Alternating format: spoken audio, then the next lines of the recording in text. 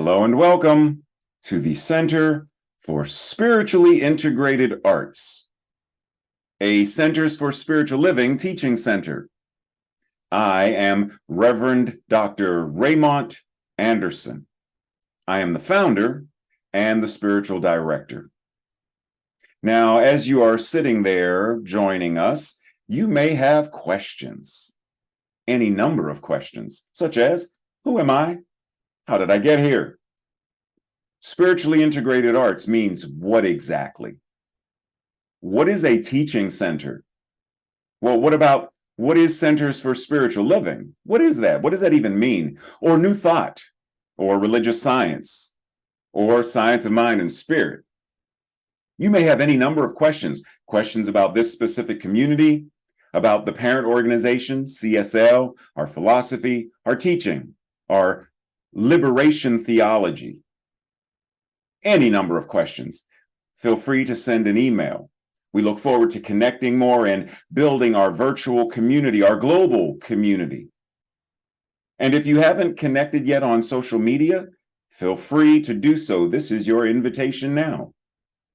Also, did you know that all of our Sunday messages are archived on our YouTube channel?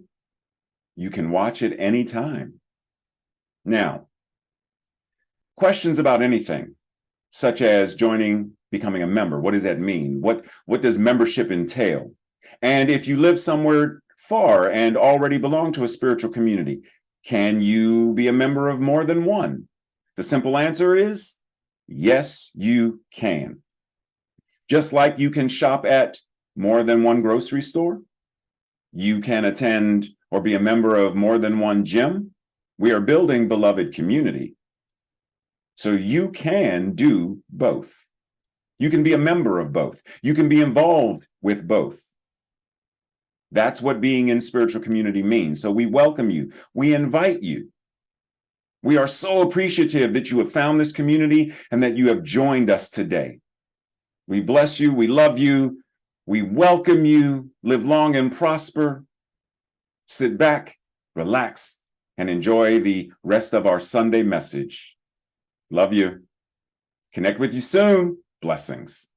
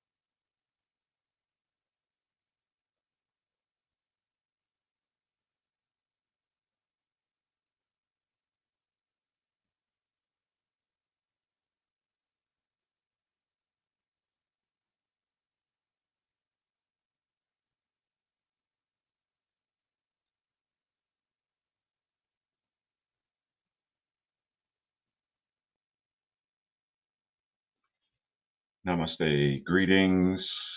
Happy Sunday. Blessed Sunday. Happy New Year. Blessed New Year as we enter into a new theme of a grand rising. And today we specifically address it's a new dawn. Now we know that in 2020, there was a global pandemic that swept into and across our lives in every aspect. It shook us out of our comfort zones. It moved us into areas of grief and discord. We questioned everything that was. We questioned the experience.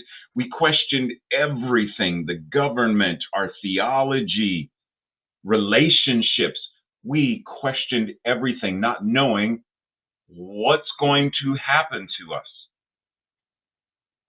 Social distancing became a thing. And yet, in the midst of being socially distant, we were not separated.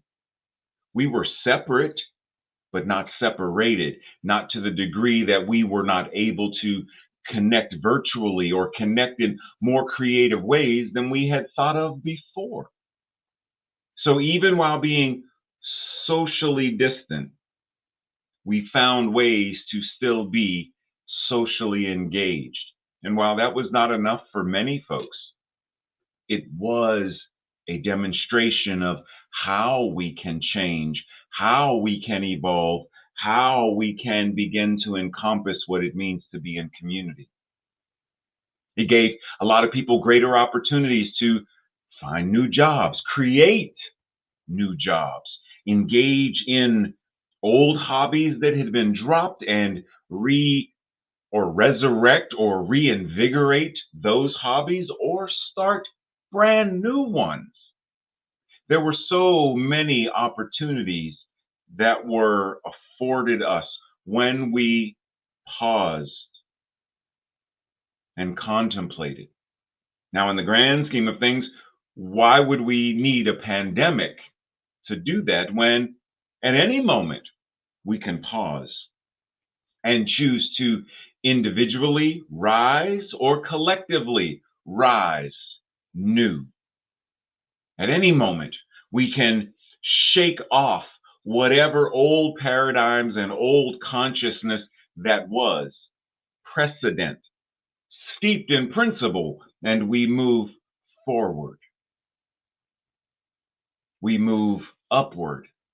And we use those terms forward and upward for linguistic convenience because we know that it's all God. There is nowhere upward to go. There is nowhere forward to go. Right where we are, and it is. There's no deeper poetic language, linguistic convenience, but right where we are right now, the isness and allness that God is as us. Right now, right here. Breathe. So we begin this year with this commitment to making sure that CSL, Science of Mind and Spirit, is no longer the best kept secret. We live in such a way that we rise grandly, boldly, audaciously, living our teaching out loud in all areas of our lives. We allow our life-affirming faith to drive us. We allow our courage and boldness and bravery to move us into life-affirming action, prophetic action that evolves us individually and the collective. So if you are ready, this being our theme for the month, we begin today. It's a new dawn.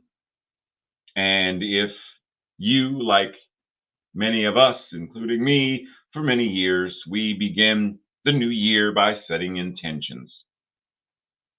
Some refer to them as New Year's resolutions, those promises that we make that we are going to do something differently this year, something different than what we have done in the past. This year, I am going to lose those 10 extra pounds. This year, I'm going to eat less sugar. This year, I'm going to drink less. I'm going to party less. I'm going to party more. I'm going to get out more, whatever it is. We usually do that at the beginning of the year. We might end the year, with a bowl burning ceremony to release what was and to embrace what will be. But we usually do this at this time. And it's a great ritualistic way of doing it, but it's important to know that every day is an opportunity to do this. Every day is an opportunity to set a new intention, not just at the beginning of the year. So instead of waiting for these times to do so, what if we started every morning, every day with it's a new dawn, it's a new day. I rise grandly, I live boldly, and then move on. What would happen if our energy began each day from that space and carried out through the rest of our day? Even, things are going to fluctuate and happen, but we have this intentionality so that even when we squirrel, we come back to what intention did I set today? It's a new dawn, it's a new day. Rise grandly.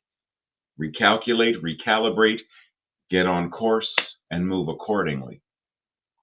What might our days look like? How much beauty and grandeur and awe and magic might our days now possess when we approach them from that position, from that mental equivalent, from that energetic stance? What might change? So, in this moment, we're being invited to start each day, to start each breath, to start each morning in a way that co creates a world that works for everyone, everything, a world that truly does work for all, not just that which is alive, as we think people, because a lot of people think people, but it's also all of the animals, all of the trees, all of the water, all of the rocks.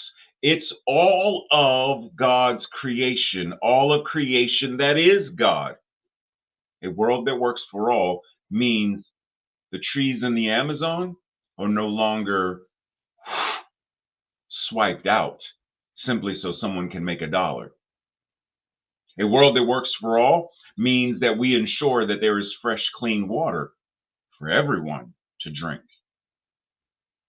A world that works for all is for all. How do we step into this month the energy of moving past the way things have been, the status quo of precedent, and move beyond circumstances, situations that were, no longer moving forward as though, well, just because that's the way they were, that's how it's always got to be. We've known war as a species since as long as we can remember. That means war has to continue. But does it? I say no. I say as humanity evolves, we can evolve beyond the so-called need, the egoic need, the scared aspect of ourselves that is what causes us to scared and greedy aspect of humanity that causes us to go to war in the first place. We can evolve beyond that. So how do we take on this energy of this new year, a grand rising, a new dawn, a new day, and move with principle into a brand new era? Rise from the ashes like the phoenix. That's our invitation. As Nina Simone sang, it's a new dawn, it's a new day, it's a new life for me, and I'm feeling good. For me, this means it's time to upgrade. It's a new dawn. Upgrade the system. It's a new day. Upgrade my mental equivalence. It's a new life. Upgrade my habits. It's whatever, upgrade and feel good. Now, that does not mean we bypass the discomfort and the feelings of anger and sadness and grief simply to feel good. It means that because we have upgraded, we are able to hold in the space of our lives. I feel good because I know that I am good. And it is from this feeling good that I also feel grief. It is from this feeling good that I also feel anger. It is from this feeling good that I also feel lonely. Because the feeling good gives me the capacity to navigate and move through whatever it is that I'm feeling in a way that is empowering and healing, in a way that gives me the capacity to seek a therapist if I need one, take medication if it's prescribed, to do whatever it is I need to do to make sure that I am authentically and in a manner that is empowering, taking care of my physical self, my emotional self, my relational self, my spiritual self, etc. No longer compartmentalized, but holistically as the whole and feel good. Michael Singer says the spiritual journey is one of constant transformation. In order to grow, you must give up the struggle to remain the same. Status quo. Get back to normal. Get back to the way things were. Make America. Give up the struggle to remain the same and learn to embrace change at all times. We are always changing. We are not the same people we were 5 minutes ago. We're not the same people we were 5 days ago, 5 months ago, 5 years ago, 5 seconds ago. And even when I sit here motionless, seemingly motionless, is my heart not still in motion? Are my lungs not still in motion? Is my digestive system not still in motion? Is my neurological system is not my systems, my body systems, are they not still in motion? When we supposedly quiet our mind, are the thoughts not still, while they may not be dominant and in the forefront of our minds, they're still there in motion? Are our emotions, when we pause in stillness, do we say, hold on a second, got to turn off the emotions? Emotions turn, I am now completely emotionless, Captain. I have suppressed those aspects of me that are considered human. I feel no emotions. Therefore, I have no mood. No, we can't do that. So they're still there. So even when we think no change, we're changing all the time. Constant transformation because we are constantly changing. So why not embrace and embody the energy of this transformation and change? Why not be on the leading edge of it, to embrace it, to invite it, to nurture this transformation, the metamorphosis, the evolution, the change? Now, when we talk about this stuff, like the idea of revolve is the root word of revolutionary or revolution. But what's the root of revolve? Revolve, right? To re-evolve, to remove, as in to move and do it again. Re meaning repeat, meaning a repeatable action.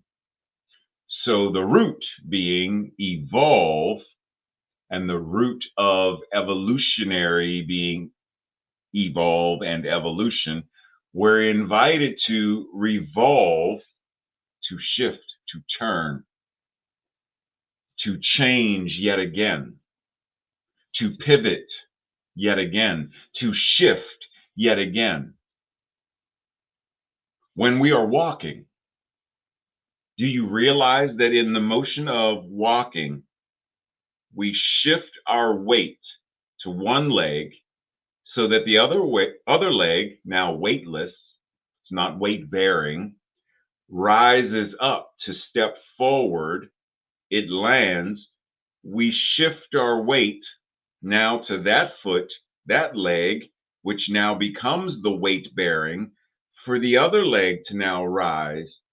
See, we don't think about this process, we just do it. What happens when we bring this revolutionary, evolutionary, transformative energy of shifting and moving and evolving into every area of our lives? We aren't meant to be stationary, meaning stagnant. We are meant to be in the flow and as the flow itself. Good old Emerson says, nothing great was ever achieved without enthusiasm. Now, what I want you to do is take this quote into your mind and let it apply to this next slide and the images on the slide and say, nothing great was ever achieved without enthusiasm. Nothing great was ever achieved without enthusiasm. Civil rights, enthusiasm. The women's suffragist movement, enthusiasm. Act Up, enthusiasm. The Black Panthers and the food program to feed children, which turned into the free lunch program, free breakfast program. Enthusiasm. Gay liberation movement, enthusiasm. Gandhi and the Salt March, enthusiasm. Nothing great was ever achieved without enthusiasm. Well, do you know that the root of enthusiasm is to be in God, to be inspired or possessed by God? Theos, in God. And inspired is to be breathed by God. So all of these actions are done when we realize that God is all there is, therefore it is showing up as us. It's breathing itself as us. We are enthusiasm embodied. We are inspiration embodied. And when we live, move, and have our beingness as that and from that, then great things are accomplished. Now, the great things, because once again, we're not talking about colonization consciousness where everybody's got to do something great, got to change the world, got to, no. The great thing that you may do or someone may do is, I'm going to knit a sweater and gift it to someone who's in the hospital going through cancer treatments. No one's saying you have to lead a movement, but you are, with enthusiasm and inspiration, benefiting someone somewhere in the world in your particular way. That's what it is. That's what the great thing is, living life fully, which means being a beneficial presence, being of service. Breathe. Pam Grout says, when we don't stop daily to inventory all of the gazillion things going right in our lives, there's that voice in our heads that tries us to make us its slave. She used a different word there. I just remixed it because it's sort of sexist. I got ready to get rid of the crazy voice too because it's sort of ableist. But she's inviting us to take inventory of all of the victories, no matter how quote unquote small. take inventory of all the good that is going on in our lives and allow that good to become the fuel that keeps the enthusiasm and the inspiration going. Because when we don't, there is that voice, whatever it is, imposter syndrome, the non life affirming ego, whatever that voice is, it reminds us you're no good. You don't do no good. Don't nobody like you. You're a waste of time. You're a waste of breath, etc., etc. Until such time as we learn, whoa, wait a minute. So I have a choice here. I can change the station to such a degree that that voice, it's no longer registering at all. I am in a completely new area where the frequency of this. You ever been in your car or in someone's car and you're driving and you're listening to the radio, and as you move through the mountains or a valley or whatnot, the radio station frequency starts to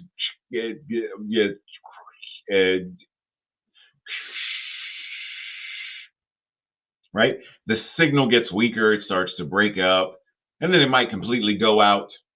And then on the other side of the mountain or the valley or the tunnel or whatever, it's a different radio station because you've entered into a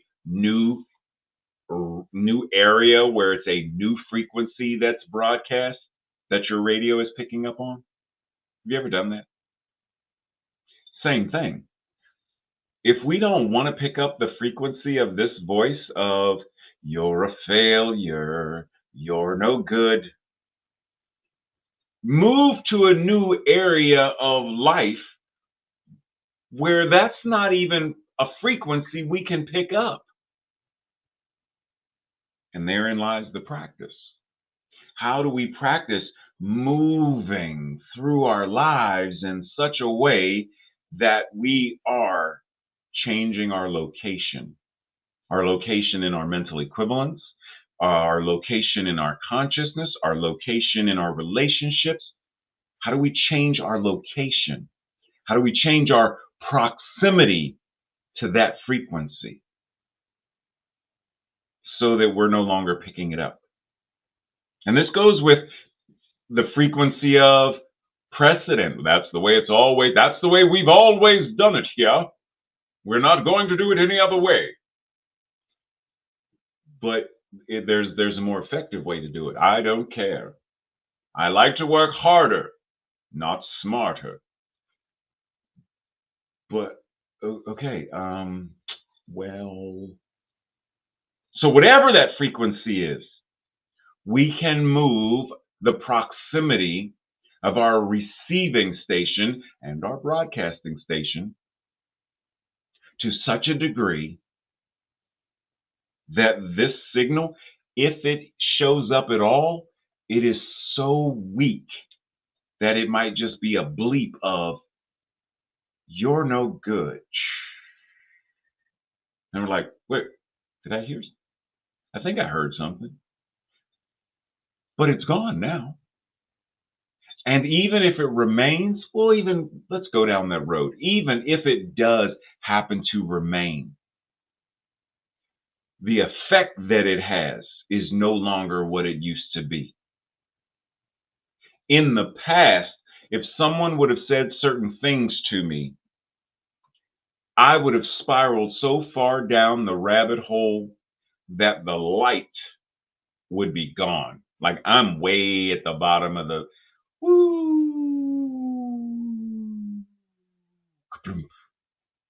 And then I look up and I'm so far down, it's pitch black. Like the only reason I know that that's up is because I'm standing on my feet. Wow, I just fell, wow. And then eventually, I start to spiral and it's like, okay, wow. I started to, I'm still 100 feet down, but I can climb out now. And then eventually it was like, okay, my head's still out. I just climb, yeah, I'm out. But it's because of the practice. Now, does this mean that I never spiral it? No, it does not mean that. Because as I'm recording this right now, depression is present. Sadness, grief, depression, right here, right now, are in the energy field of my emotions, my feelings, and my mood. But there would have been a time where those things would have prevented me from even doing this recording because I would be laying in the bed, woe is me-isms, and all of the other things that I used to do as my practice when depressed, sad, lonely, etc. Now I'm able to function in a way that I couldn't before. Now, I don't want to feel what I feel, but I feel it. And so my practice is do what is mine to do to move through, to navigate. I need not hold and cling to it. If it's there, it's there. Address it, acknowledge it, bring healing to it if that's the thing. Or sometimes it's just, oh, it's there. Just let it be there. And it will move on its own. It's like Tracy and I have this joke. Well, it's a phrase we use. Sometimes someone will burp, someone will belch, and it's like everything that they ate for the last 7 months comes up in the smell. And we'll say, oh my goodness, that was baloma salami. Right? But if we just let the air do what the air does, eventually that odor will dissipate. Sometimes we need not even do anything. Just let it go. And sometimes we're invited to fan or hold our breath or open a window or move out of that person's face or whatever it is. But it's knowing in the moment what is mine to do and then practicing it.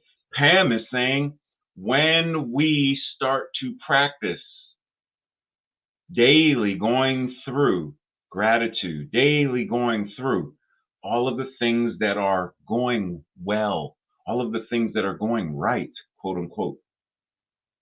It's part of our practice in the overall healing. Breathe and allow the interpreter time to catch up.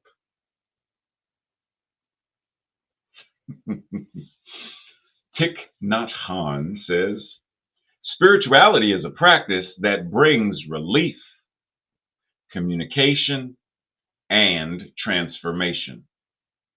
One more again.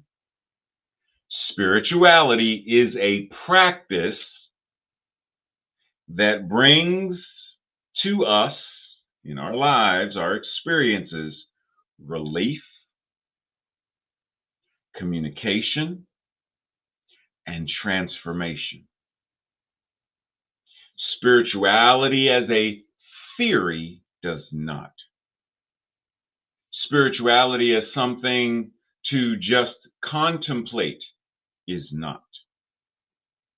Spirituality as a practice brings us into the container of healing,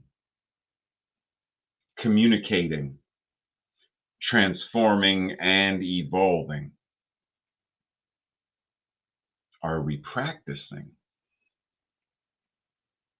The more you practice, the better you get. Better not being, he's better than her or she's better than him.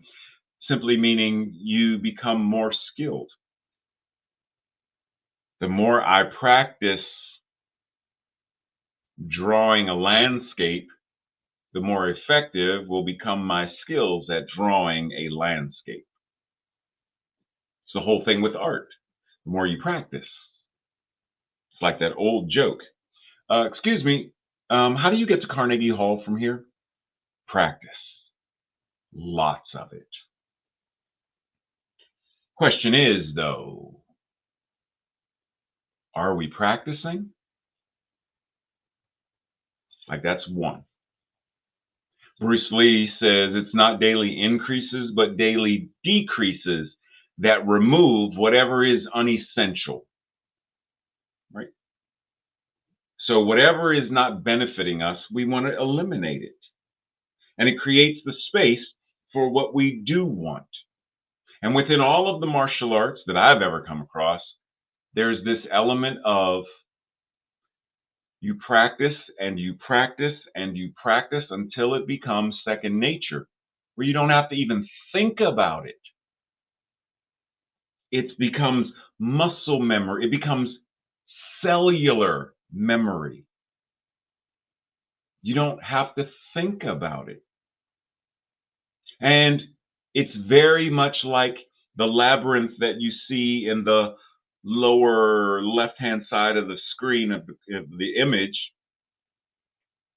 We practice, we go into the dojo, like the labyrinth. You go in, you go through, you go through, you go around, you go through. Eventually, you get to the center. You don't stay there. You then exit and circle and exit, and now you're back out. So we go into the dojo, we practice whatever various moves, etc., and then we go into the quote unquote regular everyday world. But we go there different. We go there with this level of mastery that we have practiced. In Japan, there's a phrase called kaizen, which means consistent or constant and never ending improvements. It means there is always more. And keep in mind, because it's easy to get snagged into the colonization consciousness of self-improvement, where self-improvement becomes a curse.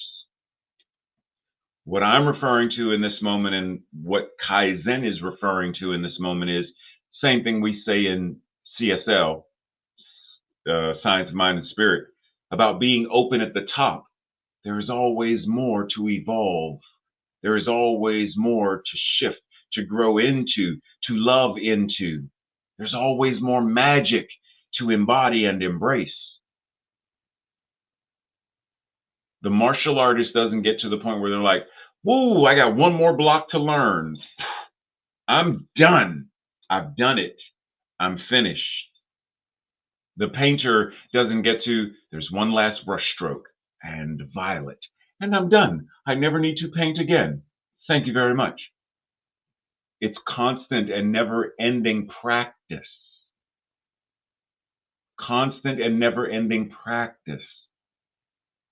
This is the entire idea of the unalome, is this process of moving through and becoming enlightened.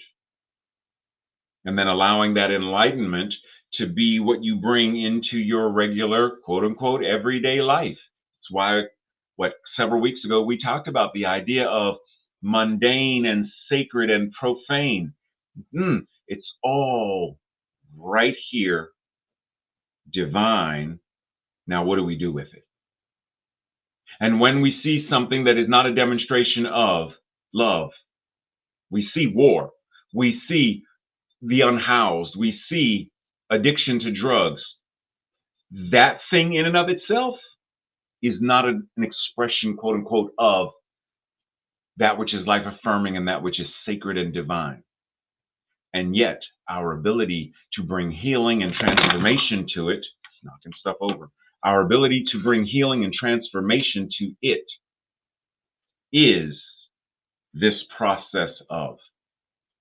So how do we practice in such a way that we realize it's an ongoing, never-ending practice of change, evolution, transformation, practice, change, evolution, transformation, practice. The phoenix will always rise again. So, because we are always in action, the question is, what then are you practicing? Because you are always practicing something. I'm either practicing lack and scarcity, or I'm practicing moderation and abundance and prosperity, or somewhere. I'm always practicing something. If I get lost in the depression, the sadness, and the loneliness the way I used to, then I am now practicing that. I can become so lost in the grief that I'm practicing it. Not being present and allowing it to be and move and shift. I'm now clinging to it and holding it as though it's the only thing I know, to such a degree that and I'm now practicing it. And every time it starts to, I got to resurrect it and bring it back, because it's what I know. We're always practicing something. Some people practice the art of war, like Sun Tzu would say in his, treatise, The Art of War. I don't consider war an art, the curse of war. There are those who practice it. Well, what about the blessing of peace? How many people are practicing that? Systemically and globally, so that governments and politicians and leaders are now being informed by those geniuses. So that educators at every level of education are now educating and teaching and nurturing that as a systemic consciousness, that it is showing up in every system that operates. We're always practicing something. What are you practicing most often? Dr. Holmes says one of the greatest difficulties in the new order of thought is that we are likely to indulge in too much theory and too little practice. Now, he's specifically referring to too little practice in the teaching science of mind and spirit. We theorize science of mind and spirit is the art of, and it is the practice of, but when are you going to actually do it? Leave me alone. I'm thinking about it. Thinking about eating and eating are two different things. I can think about eating all I want. Thinking about eating. Thinking about eating. And the more I look at this bowl, the hungrier I get. I'm thinking about eating, though. Well, when do you scoop and actually eat? At some point? At some point? If you want to be nourished, don't you have to, as a verb, don't you have to eat? Thinking about science of mind and spirit, or new thought, or meditation, thinking about it is part of the process, like our mental equivalents: thought, word, emotions, feelings, action. At some point, if we're going to eat, if we're going to, and make it a consistent, committed habit, all four of these have to be operating together in alignment. Just thinking about it and doing something different, which is why there's a parable of Jesus talking to the disciples, and they're like, Jesus, when did we see you hungry and in prison and all this other stuff that you're saying? Because they're theorizing about his teachings. And he said, when you didn't feed them, when you didn't clothe them, when you didn't visit them, you did it to me. When you spent your time thinking about what I'm teaching you rather than doing the teaching. Dr. Holmes is inviting us to practice more. So like we talked about before, how do we bring enthusiasm and inspiration and transformation and the practice to all of these areas of our lives to such a degree that we are able to move from being reactionary to the things that are going on in the world and become evolutionary and prophetic, so that there need be no more marches demanding equality and rights, because it's a given. There need not be any more protests regarding Black Lives Matter, because we know it and we live it. There is no more police shootings killing unarmed Black people. There is no more missing and murdered Indigenous women. They're safe. They are protected. They're cared for. How do we anchor and ground so powerfully that we are no longer reactionary to the circumstances and situations, but we are pro-creative and evolutionary in changing the systems to such a degree that the systems now operate in accordance with whatever is necessary for a world that works for all? Keeping in mind, if you want to go quickly, go alone.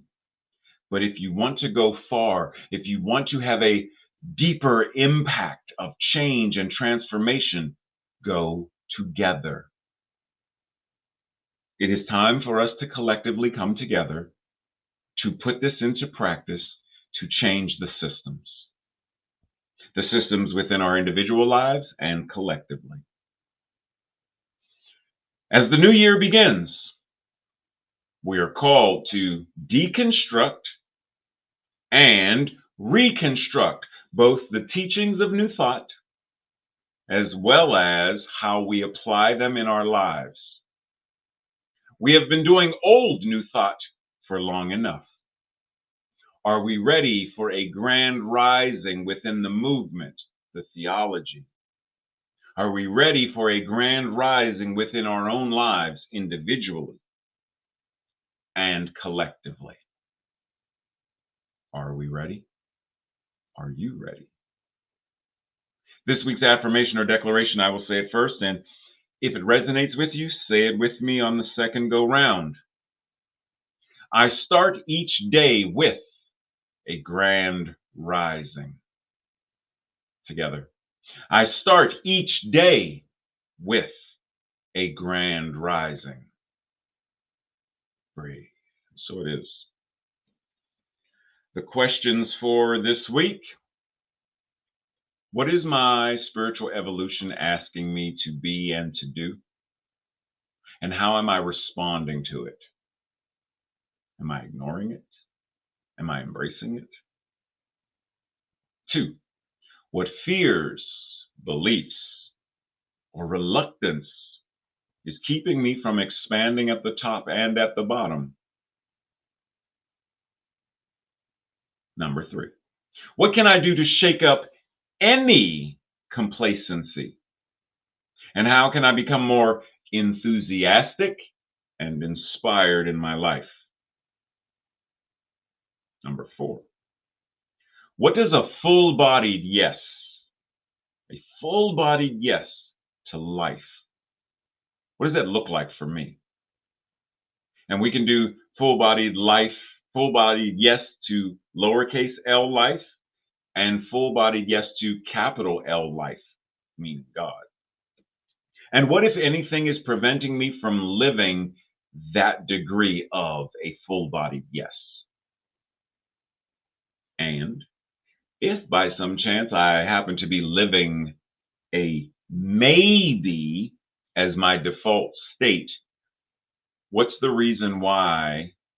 And what does that actually even mean for me? Like, what does that look like? A maybe. I'm living not from a full-bodied yes and not a no, but I'm living from a maybe. Well, what does that mean for me? What does it look like? And how do I shift it into a full-bodied yes? Now let's move into the space of prayer. Simply anchoring and knowing that that which is the divine is ever present not just within us, not just around us, but that it is us. It is in, it is with, it is around, it is all there is. And what it is, we are.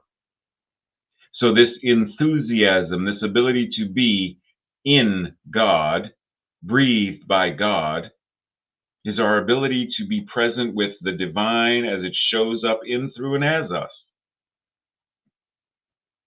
We embody the divine that is us. We need not expect or look for the divine outside of us as if it's there but not here, as if it's them but not us. It's all of us, everywhere, everything. So when I look at a butterfly, I see God, and it's God seeing God. I recognize the divine that I am is seeing itself in the form of that butterfly, or that roach, that spider, that snake, that goose dropping. It's all God. And so I breathe, recognizing that no matter where I go, God is. And I'm inspired by that because it means that wherever I am, the entire universe is there with me, moving through me, as me. And that I am able to speak truth powerfully and change, evolve, heal, transform, not only my life individually, but lives collectively. So when I am in the grocery store and I see a child crying for whatever reason they are crying, and I pause to breathe and to know peace and comfort, I know that they receive it because the air receives it, the atoms receive it, the law receives it. And there is only one mind, and the mind that I have, the mind that I am, the mind that I am within, is the same mind of, for, and about that child. So the moment I realize and recognize, it's already there as well. But it is my practice. It is my practice. It is how each of us practices the presence. How each of us shows up as the I am. I am that I am, ever becoming more and more everywhere we go. To rise grandly, to know that this breath is a new dawn, a new day, and it feels good. The law says yes to this upgrade. The law says yes to this new way of being, evolutionary rather than reactive, revolutionary and powerful in the manner in which we show up, in the manner in which we make great change and demonstrate a world that works for all. And so I allow the law to do what it does. I stand back and marvel. I stand back and say yes, a full-bodied yes, knowing that it's already answered prayer. It's already done. And so it is. So it is. Much love and appreciation.